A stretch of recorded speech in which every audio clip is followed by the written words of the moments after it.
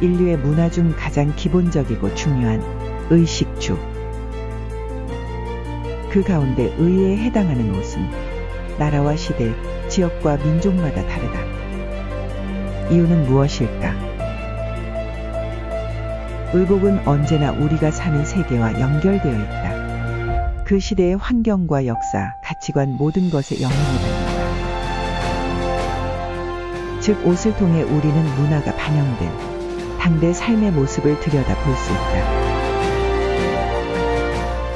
그 중에서도 급변의 시기, 1920년대 개화기부터 자립경제가 시작되던 1960년대까지 당시의 옷들이 빼곡히 들어찬 옷장을 열어보려 한다.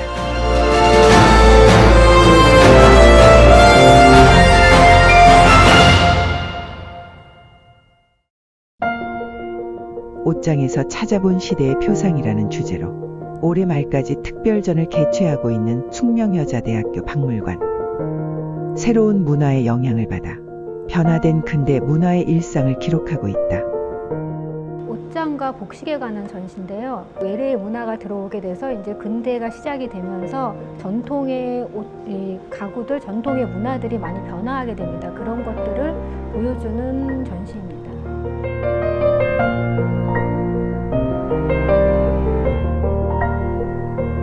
먼저 눈에 띄는 것은 근대화 주거 양식의 대표적인 가구, 장롱이다.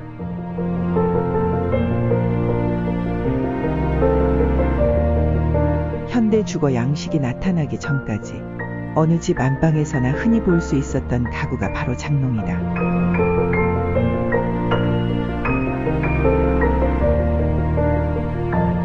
그 중에서도 나전농은 상류층이 불을 과시하던 가구였다. 특히 문은 자개로 장식하고 수입 거울을 단 의거리장은 부유한 집안의 혼수품이기도 했다.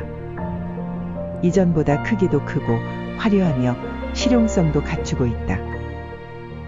외래의 문화가 들어오면서 근대가 시작이 되면서 의식주에서 주거 형태가 변화하게 되거든요. 그래서 집이 좀 더 커지면서 이 안에 들어가는 가구들도 커지게 돼요. 그래서 수납하는 복식들도 커지고 또 이 복식이 시대에 따라 변화하게 되면서 전통의 복식에서 이 양장으로 변하게 되니까 예전엔 접어서 넣었던 옷들을 갖다 걸어서 넣게 되고 이런 여러 가지 변화가 있게 됩니다. 그래서 생활상 중에서도 이 안방 가구의 옷장하고 또 그 옷장에 들어가 있던 변화된 복식들을 갖다가 중점으로 해서 전시하고 있습니다.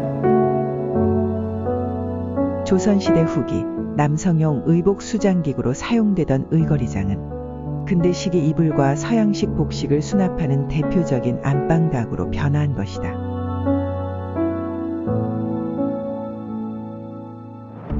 또한 이전에는 볼 수 없었던 다양한 문양이나 요소들이 더해지기도 했다.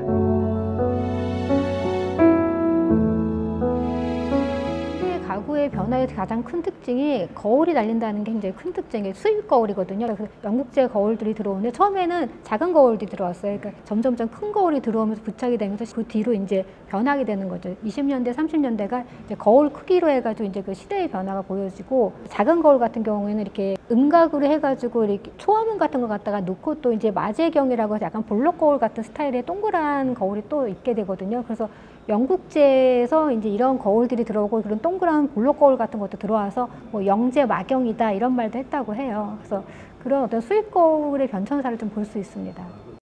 조선 후기까지만 해도 변색이 쉽게 되는 청동 거울을 사용하는 것이 보편적이었던 시대.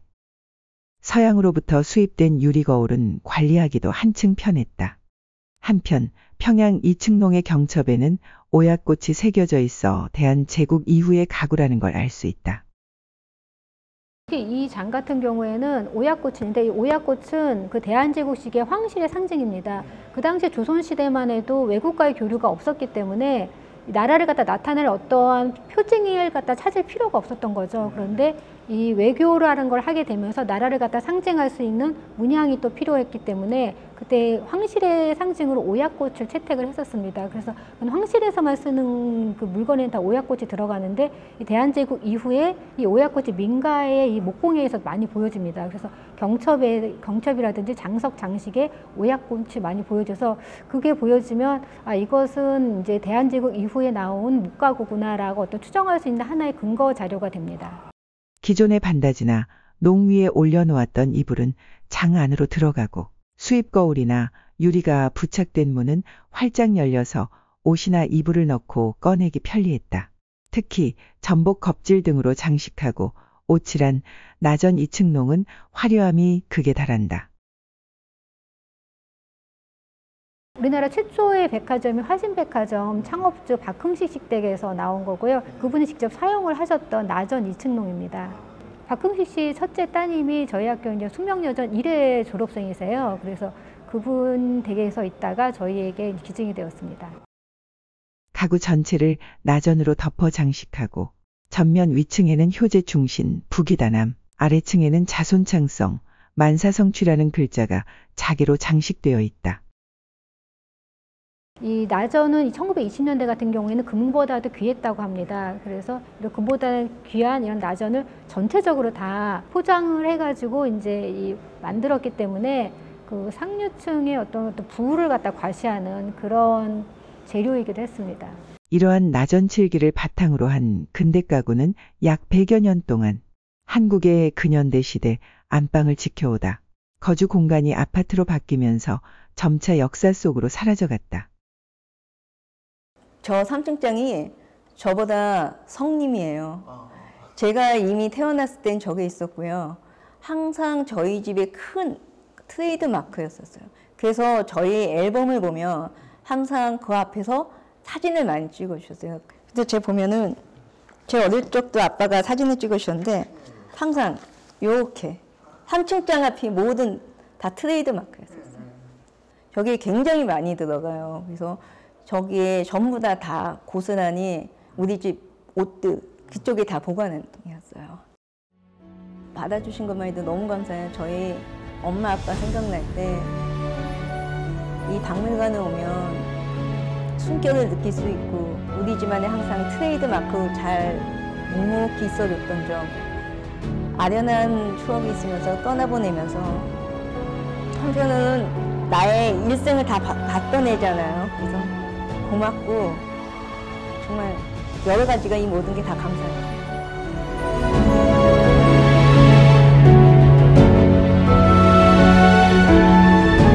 재봉틀은 인류의 삶을 크게 바꾼 기계 중 하나다. 우리나라에도 1890년대 후반에 도입되었을 것으로 추정되고 있는 재봉틀의 인기는 그야말로 최고였다.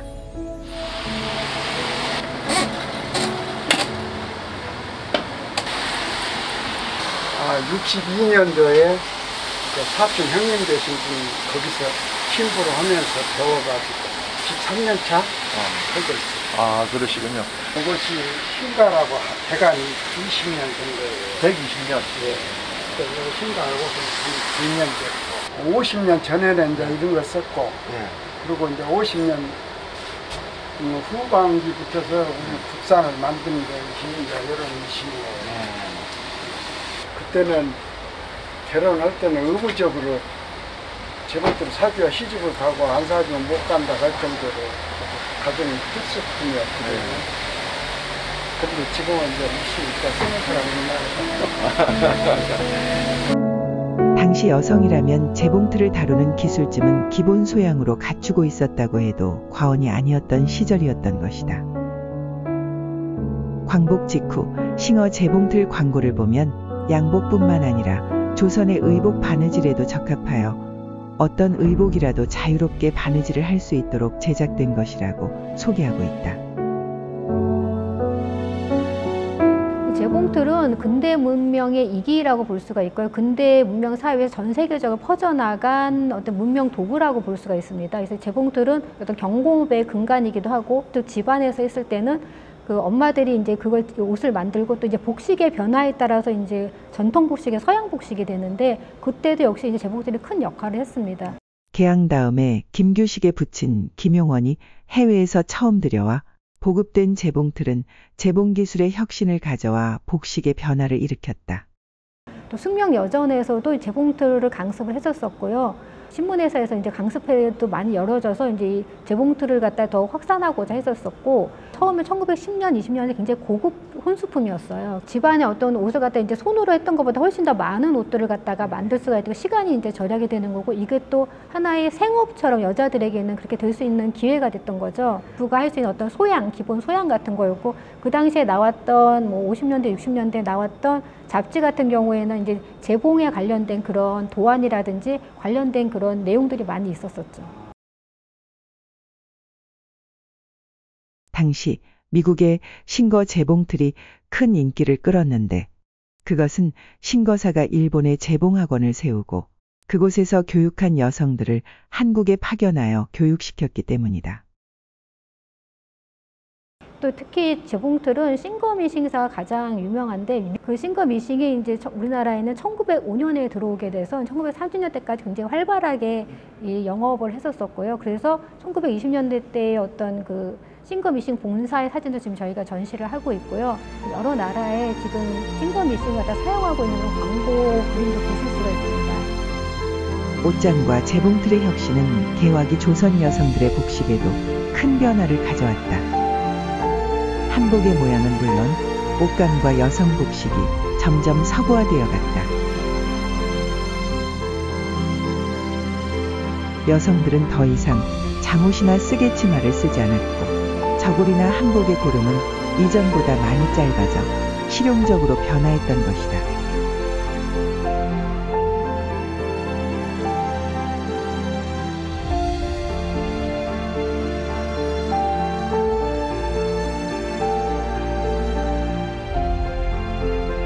이 1910년대 이후로는 외래의 문화가 들어오게 되고 유행이라는 게 있어요. 그래서 어떤 근대 시기는 유행의 시기이다 하기 때문에 많은 사람들이 그 트렌드를 쫓아가는 그러한 게 나타나는 게 이제 근대의 시기라고 볼 수가 있는데, 그런 걸 잘 보여주는 게 이제 한복의 변화라고 할 수가 있습니다. 그래서 1910년대, 20년대 같은 경우에는 옆길이가 굉장히 짧아요. 여기가 이 길이가 굉장히 짧고, 이 베레라고 하는 여기 이 소매의 선도 거의 직선에 가까운 그러한 모습도 보여주고, 고름도 매우 좁고 짧습니다.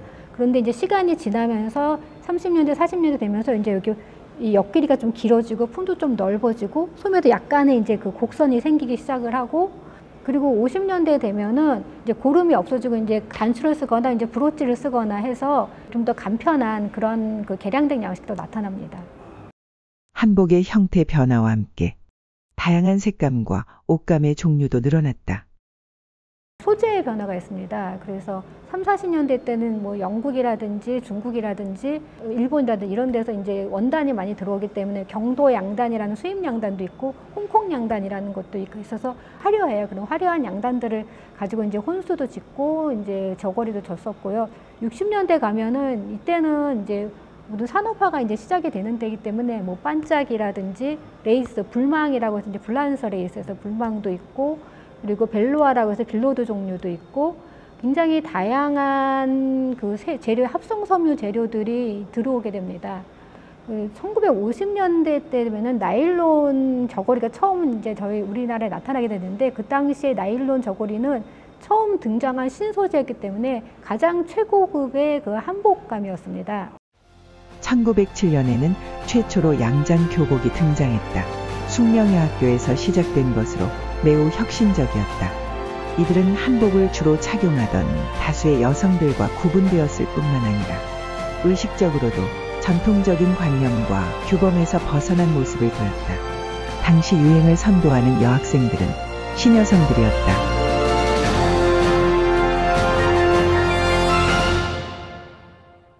저희가 이제 숙명여전 교복을 갖다 전시하고 있습니다. 그래서 숙명여전 1939년에 시작을 했는데 게더 스커트에 이제 자켓을 입었던 모습도 있고, 또 60년대 초까지 교복을 입었었어요. 그래서 플레어 스커트에 이제 자켓을 입은 그런 양장의 교복을 볼 수가 있습니다. 양장 부분 같은 경우는 여학교 교복이 이제 어떤 한국 양장의 발전과 여학교 교복이 이제 그 궤를 같이 한다고 생각을 해서, 그때 물론 신여성들이 이제 모던 걸들이 이제 양장을 입고도 하는데, 이제 그런 것들이 이제 학교라는 어떤 이렇게 제도화된 거에서도 이제 이렇게 나타나니까 그런 데서 좀 더 익숙해질 수가 있었던 거죠. 교복을 통해 여학생은 근대 지식인임을 상징하였고, 일반 여성들은 교복 스타일을 착용함으로써 근대 문물의 수용자임을 표현하였다. 모든 면에서 파격적인 변화의 바람이 불던 개화기에서부터 대한민국의 근현대사까지 옷장에서 찾아본 시대의 표상. 2023년 근현대사 박물관 협력망 지원 사업에 선정된 이번 전시는 VR 전시로도 감상할 수 있다. 역사의 뒤안길로 사라져간 폭풍 같은 세월의 흔적. 그러나 우리는 끊임없이 역사와 소통하며 우리가 나아가야 할 미래를 찾는다. 그곳에 세상을 이끌어갈 아름다운 지혜와 굳건한 힘이 깃들어 있다고 믿기 때문이다.